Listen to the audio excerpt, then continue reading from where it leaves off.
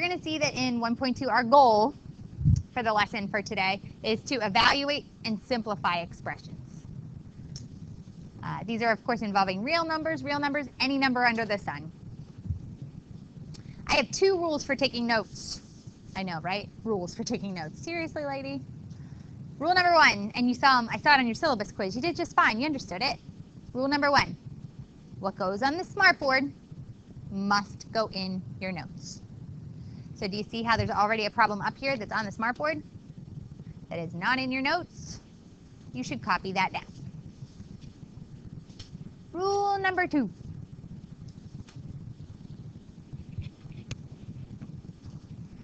Rule number 2. If you do not understand what you are writing, you should stop writing. And I know what you're thinking.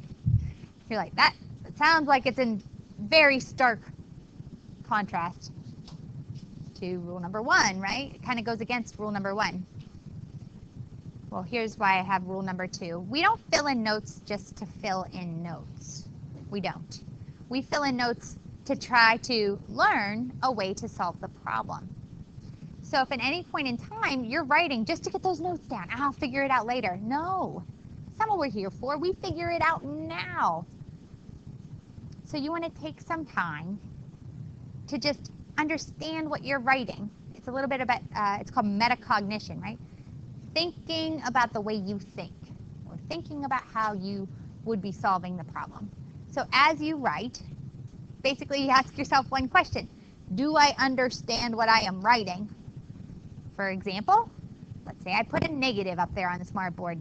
You should understand where that negative came from.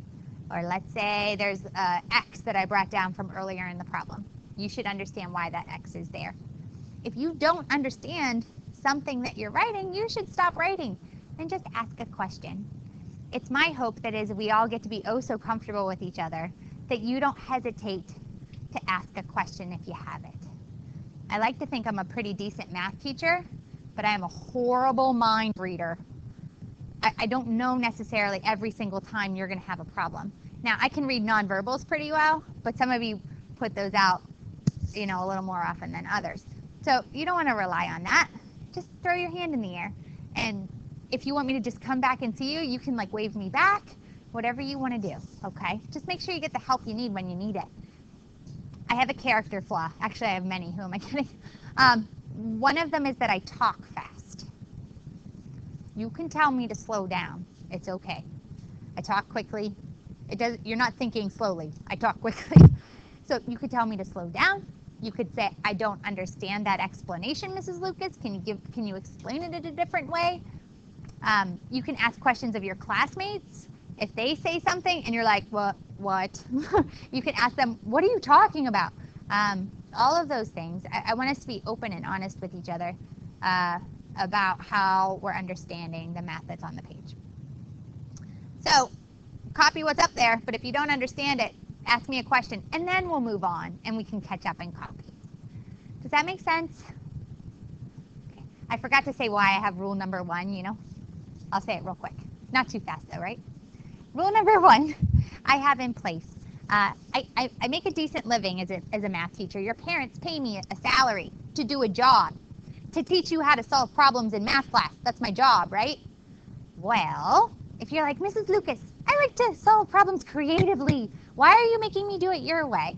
Well, you have to give me my one shot to show you a way to do the problem. If I continuously pander to the way you like to problem solve, I'm not teaching you anything, am I? Mm-mm. So you have to let me do my job just one time, and that time is in the notes. But if we do independent practice, if we do homework, and you want to approach a problem in a different way, hey, rock on with that. But in notes, it's notes. So it gets done how I do it that time. Okay? All right. Questions about the rules for taking notes? All right. So let's do it. Giddy up. You have that example now copied down? That cursor's in the way. Order of operations.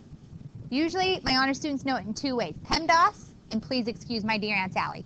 Nod your head if you know what those are. Oh, okay.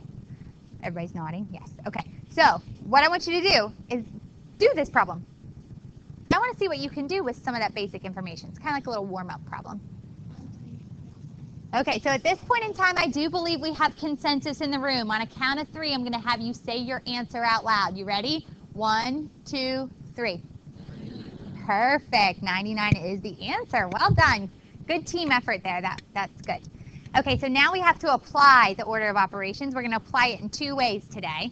The first way is we're going to go ahead and use the principle of substitution. Notice I'm skipping over a vocabulary term. Yes, it's okay. We're going to come back and do vocabulary if we need to as a summary activity. In example 1 here, we're asked to evaluate an algebraic expression. So we're going to take some time right now to let x equal -3. These two things equate. We're going to let x equal -3. And we're going to plug it in to this equation. So wherever I see an x, I'm going to swap it out with a -3. You're going to see that when I use the principle of substitution, I use parentheses to kind of cushion that negative symbol that's in there. I'll show you what I mean. So I'm going to go ahead and bring down my -4, and then I see an x. But x isn't x anymore. X is actually -3. And then I'm going to square that, subtract the product of 6x, but in this case, x is -3, and then add on 11. Does everybody see that where I put where an x was, I substituted in or I filled in a -3? It's because x and -3 are the same. It's legit. Now I'm applying what I just did in the previous problem. I'm applying the order of operations. So if you take a look, I got to do P first, or please. That's parentheses. Can't do anything with -3. Stays the way it is. I do see an exponent. Do you? I see that the -3 is squared. All of -3 is squared. That's why there's parentheses there. So we have to take -3 times -3. -3 times itself. So if I go ahead and I think about this a little bit, since I'm squaring all of -3, I'm taking -3 times -3. Can anybody tell me what happens when you have the product of a negative times a negative? Oh, a couple of you can. Ooh, who should I? Annalise, go ahead. It does become a positive. Very good. So this would be +9. On your nightly agenda tonight, I put in the notes section. It's a real common mistake to make this just a -9, especially if you're a person who just leans on the calculator. So I'm about to write something on the smartboard. You don't need to write this down. So you can, this is purely for your visual entertainment, if you will. Okay, what you need to come to understand is that -3 squared is not the same as -3 then squared. Those two things are not the same. When we think about -3 squared, here's you thinking. Ready? Thinking cloud. Woo! When we think about -3 squared, that's the same as -3 times -3. You just said a -3 or a negative times a negative will always yield a positive product. So this equates to 9. However, when I think about this side of the problem, I got to do that order of operations thing. A negative sign in math class is often read as a -1 or the opposite of. Any way you look at it, let's say you decide, hey, negative is the same as -1. We're actually taking -1 times 3 squared. If you follow the order of operations, you have to square the 3 and then multiply by a -1. So this equates to -9. 9 and -9 are not the same value. So it's for this reason you have to watch your parentheses when you're squaring a negative. Just a little word of caution there. So hopefully that helps you avoid that mistake a little later on in your homework. Now, because I am executing the order of operations, I took care of my exponent. I'm going to bring down the rest of the problem.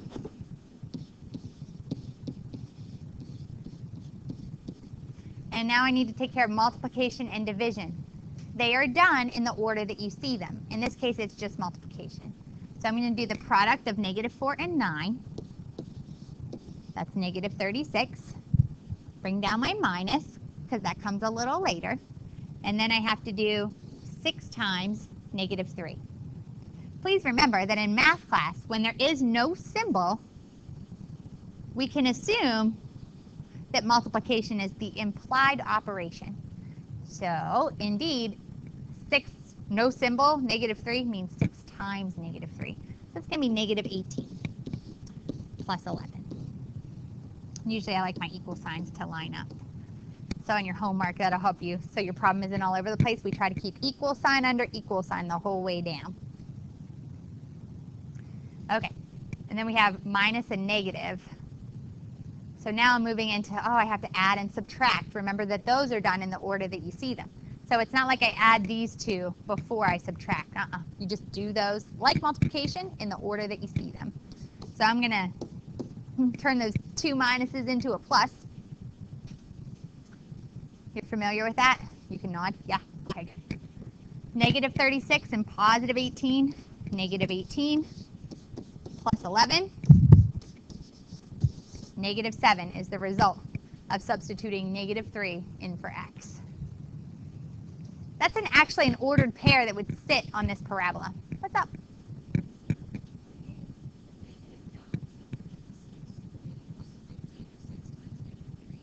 And switch it to a plus?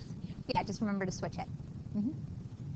Usually I just put that in with addition and subtraction in the order of operations so that I don't make a sign mistake.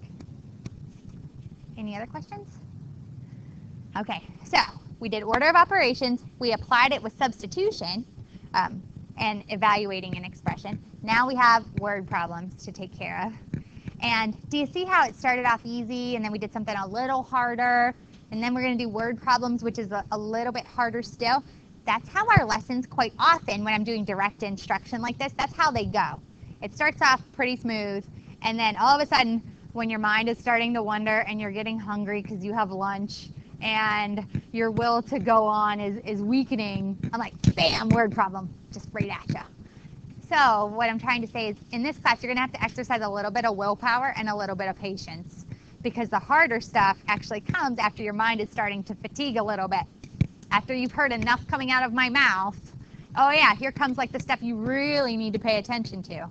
And it's how we scaffold instruction when there's sort of direct instruction involved, which is why I don't like to do it all that often.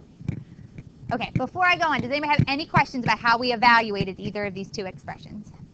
Okay, I'm actually going to have you switch out of the note packet for a moment.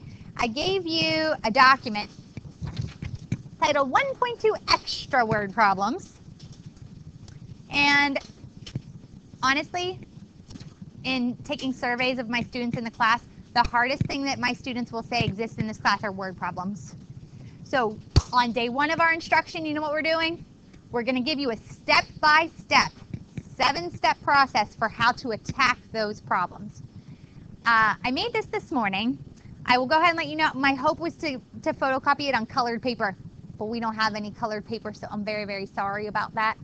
This would be something you would want to keep in your binder all year long, because we do word problems all year long. So if you ever need that little like, oh, what could I do next to help me through this problem?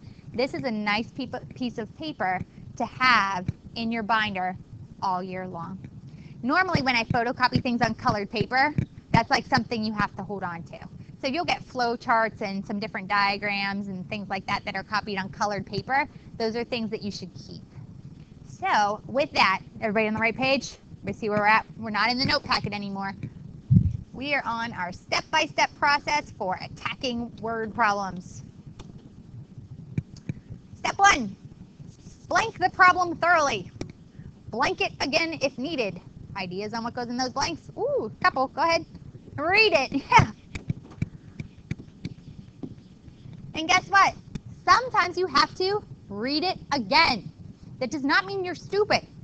Math reads in a way that is different from any other text you will encounter in your high school career. It is human to have to reread it. So if you have to read something 2, 3, 4 times before you get a handle on what's going on, you're not stupid. That's normal. So give yourself that little break. Understand that sometimes it just takes a little longer when you're doing a word problem. So we got to read, and we got to read it again if we have to. Anybody have any ideas about step 2? Identify your blank and your blank. Yes. just a little later. This is like baby steps. There's 7 of them. So you're leaping ahead a little bit. I'll ask you again in a couple minutes. No? Okay. It's your knowns and your unknowns. When you read the problem, what are the facts and what are the things that you don't know? You make a list. Usually I make mine on the left-hand side of the paper. You're going to see it. So we identify our knowns and our unknowns. Step 3, we declare our, okay, what did you say before? Yeah, your variables, very good.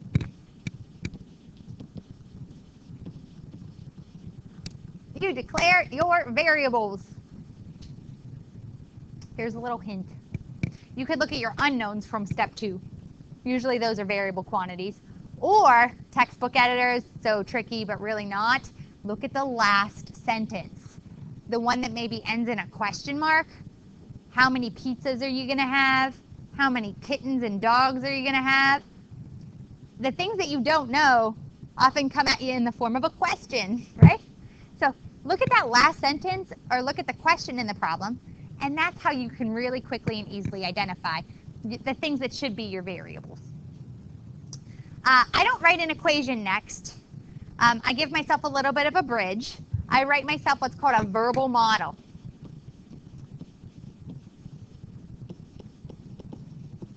So let's say I wanted to find the total cost of, I don't know, my outfit today.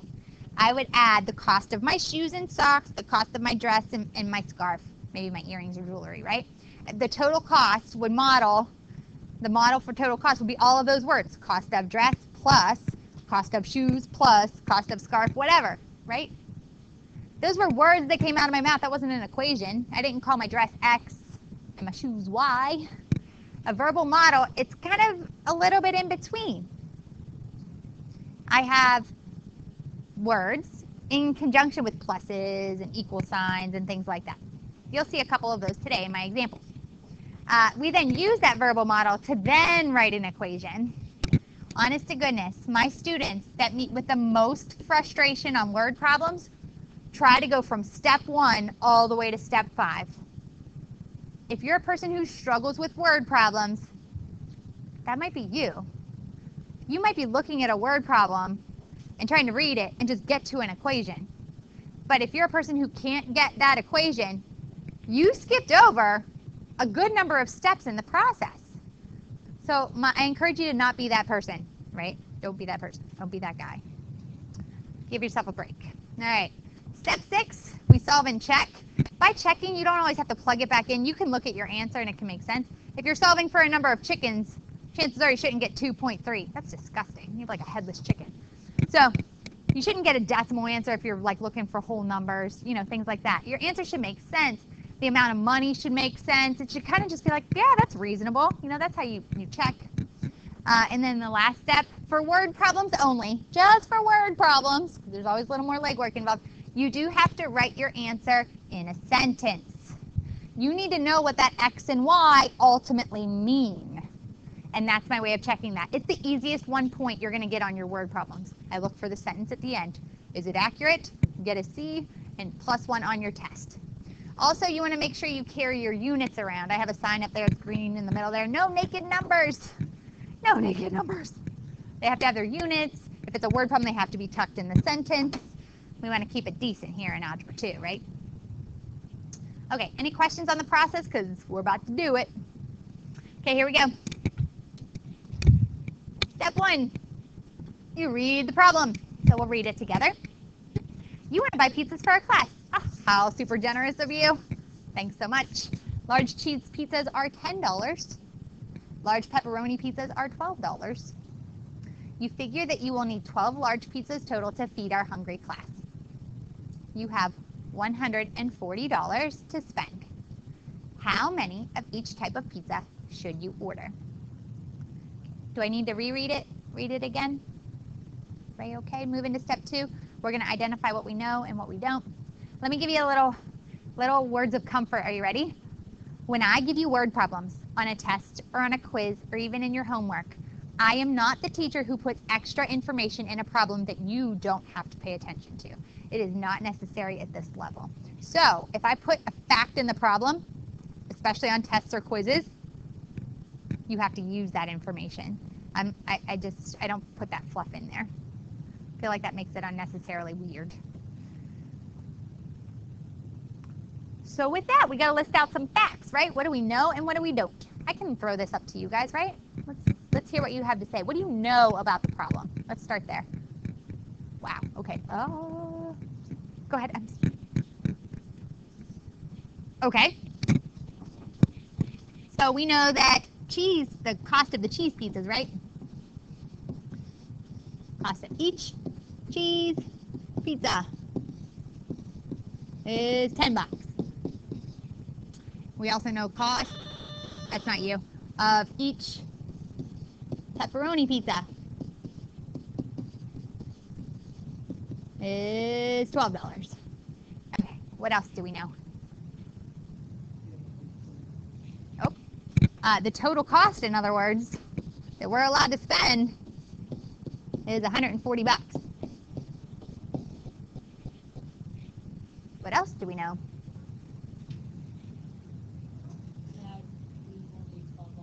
Yeah, so our total number of pizza, not cost, our total number of pizzas is 12. What do I not know about the problem? This is going to help me identify my variables in a minute. Yeah, very good. So we don't know the total number of cheese pizzas. Right now, that's a big question mark. And we don't know the total number of pepperoni pizzas either. So this is where we move into the next step where we declare our variables. Let's start with cheese. What do you want to call that? X. I think you like X and Y. I feel ya. My third period class, they like C and for cheese. You can do whatever you want. But in this process of declaring our variables, do you see how I have X next to the total number of cheese pizzas? I know what that variable stands for. You have to do that every time. So use whatever letter you want, but you have to remember to tell me what it means. And that's not a Mrs. Lucas rule. I should just go ahead and let you know. That's like the rest of your math career here at North Hills Senior High School. You will always have to declare your variables. You have to tell every teacher what those things mean. I know at this point you're trying to figure out what is she just picky about and like what do I like algebraically legitimately have to show. It's not my rule. This is like a good mathematician's rule. So when you go into other classes, they're going to have you do that. Okay? I'm not a fan of giving you work just to make you work or show stuff that you you have lives. I get it. All right. Next up, I'm going to show you a trick. I know in your Algebra 1 classes, they would have just introduced another variable for the number of pepperoni pizzas. It would have been Y, probably. We don't have to do that. We don't. We can actually still use X to help us define the number of pepperoni pizzas. Did you hear that? I'm going to ask the question again. We can use X to help us define the number of pepperoni pizzas. In other words, we can write a variable expression with X in it to define the number of pepperoni pizzas. It has to do with the total number of pizzas. You got an idea? Excellent. Okay, I know several people in the room are like, how did you get that? So I'm going to let you go first. How did you get that?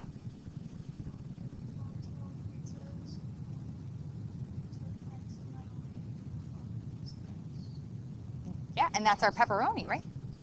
Perfect. Yeah, you said it very, very well. I'm going to say it in a slightly different way. In other words, you're telling me that the number of pepperoni pizzas is equal to the difference between 12 and the number of cheese, right? Yep. So 12 minus X is the same as the phrase, the difference between 12 and the number of cheese pizzas. Okay. If you're still not buying what I'm selling, I will go ahead and let you know that you could also think of it this way. Our number of total pizzas is supposed to be 12. So if we take the number of cheese pizzas, you don't have to write this down. The number of cheese pizzas was X. The number of pepperoni pizzas, if I add it to my cheese pizzas, I have to add on 12 minus X. Bam, bam, you get 12 when you add those together. So the number of cheese put together with the number of pepperonis is actually 12. And that's how I could check this to make sure I did it right. Remember rule number 2 at this point in time. If you don't understand it, you shouldn't have written it down. So does everybody understand why the 12 minus X is there? That is very formulaic. It's going to occur on your homework tonight. So go back and when you're doing your word problems tonight, take a look at this guy here. It'll help you out. If you understand that, that's the hardest part of today's lesson. Like, why can we take this second quantity and actually use the same variable we did before to identify it? So if you understand that, you're doing pretty well. Okay, we labeled our knowns and our unknowns and we declared our variables. Now we write a verbal model. I'm going to help you with this part. We're talking about total cost. We haven't used this information up here yet, and we got to use it. So we have this total cost that we're allowed to spend. And it's going to come, we're going to spend it on 2 different things. We're going to spend it on cheese pizzas, and we're going to spend it on pepperoni pizzas. The total is the sum of those 2 things. So in other words, our total cost is going to come from the amount we spend on cheese pizzas added to the amount we spend on pepperoni pizzas. So the amount spent on cheese, the amount spent on pepperoni, add those together, you get total cost. I'll read it again. The amount spent on cheese plus the amount spent on pepperoni is going to give us our total cost. Everybody okay with that verbal model? Okay, so now, do you see how that's a quasi-equation? It's not really all symbolic yet. It doesn't have all the numbers in it, but it's going to kind of help us bridge the gap into the equation. For instance, I know what total cost is. I know what I'm allowed to spend. What's that? It's on my list. 140. Amount spent on cheese pizza. 10x. Very good. Okay, wait. How did you get that? Yeah, so if I buy 1 cheese pizza, I spent $10. If I buy 2 cheese pizzas, I spent 20. If I buy 3 cheese pizzas, that's 30, so on and so forth. So it's 10 times X, not plus X. That'd be $11 for 1 pizza. That's not right. Don't write it down if you don't understand it. Does everybody see why it's 10 times X?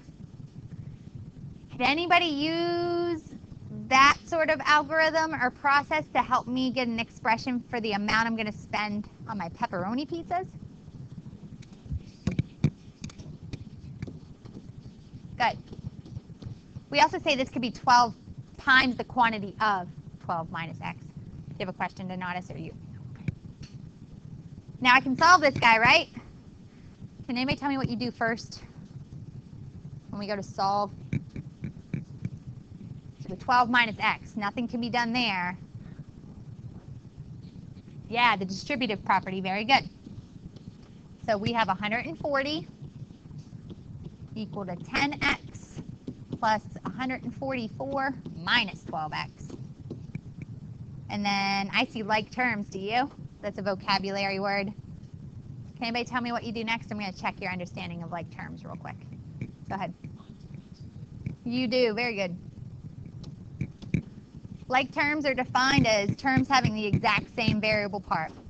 So we have 140 equal to negative 2x plus 144. And then it's just a simple 2-step equation.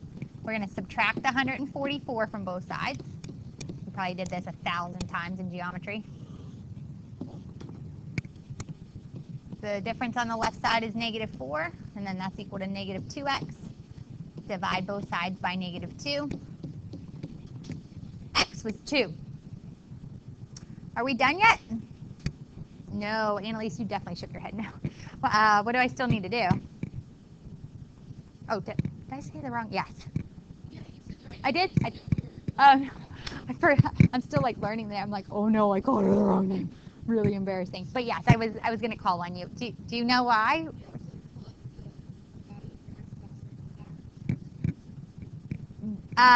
Yes. Into where? Yeah, good. So our number of cheese, this equates to our number of cheese pizzas for sure. Oh, I ran out of room.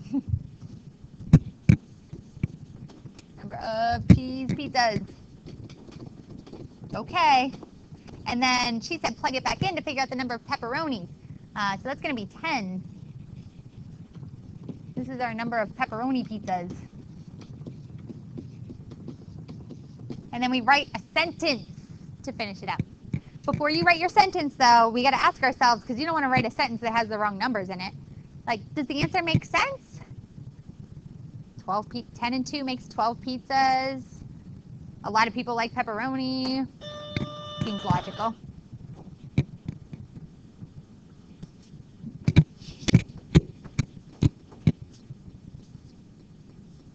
Is that you? Yep. Okay, so I'm gonna fix my clock.